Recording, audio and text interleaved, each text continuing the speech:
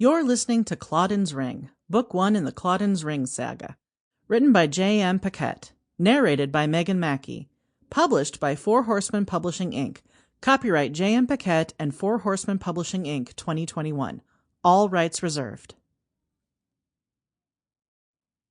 To Phil Chamberlain, for the elevator game. Asterisk. The elevator game states that if I do not write during the day, I cannot take the elevator the next day. My office is on the 3rd floor, and I am very lazy. Writing beats the stairs any day. Acknowledgements.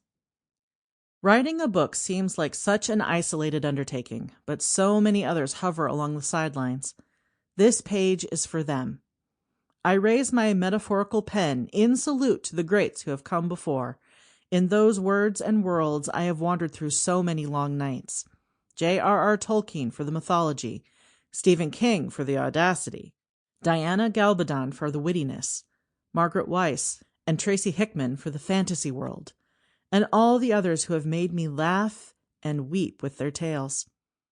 I roll my D20 in honor of the role-playing games that allowed me to create so very many characters, and to the DM who loved pool effects and gave me mage vampirism.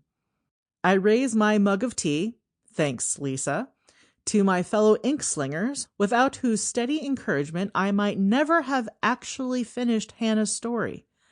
I take my hat off to Nicole Dragonbeck, who not only creates amazing fantasy worlds, but translated my crazy cross-hatches and chicken scratch marks into a delightful map. Thanking my family goes without saying, much appreciation to Remy, who gave Ev a bath while I was busy writing at night. To Ev, for making me put the laptop down and come play. To Freya and Nebby, for making me get up and stretch while taking them outside.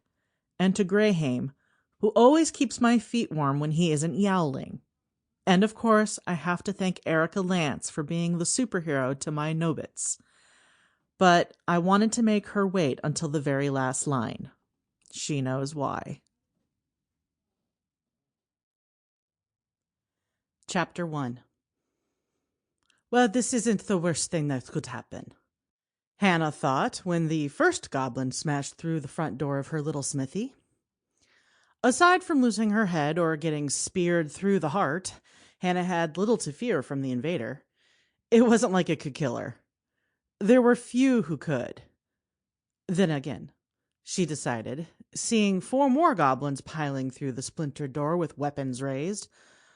Perhaps today is not the day to test the odds.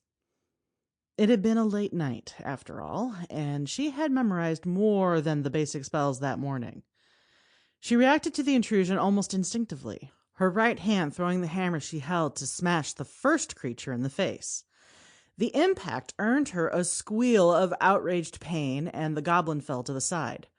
Her left hand dropped the tongs, took a second to get a firm grip on the half-molded pot resting on the anvil, and gritting her teeth as the hot metal seared her skin, she flung the item at the next goblin as it entered, catching its center mass.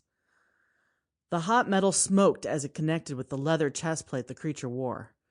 This goblin shrieked too, but more in surprise than pain, and it swiped the pot aside, pig-like eyes narrowing as it charged forward. Hannah saw that the one behind it had a bow knocked and decided it was time to reconsider the situation from safer ground. Ducking behind the anvil, she heard the slap of several arrows as they snapped against the hardened iron side. Not one to linger when the enemy knew where she was, Hannah rolled away, squeezing her small frame into the little space between the water tub and the belly of the forge, the heat baking through the metal and warming her face. She couldn't stay there very long before things got way too hot even for her. She knew she would survive. She always did. Her vampiric body could recover from almost anything as long as she had fresh blood.